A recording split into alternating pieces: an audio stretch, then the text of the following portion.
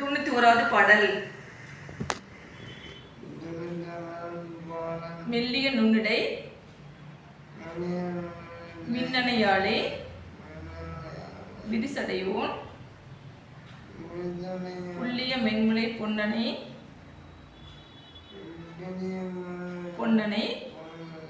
பொன்னனையாளே புகழ்ந்து மறை சொல்லிய வண்ணம் தொழும் அடியாரை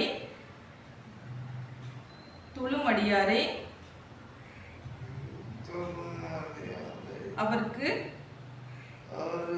பள்ளியம் மாத்து எல வெண்பகடு சொல்லுங்க. வெண்பகடு ஊரும் பதம் தருமே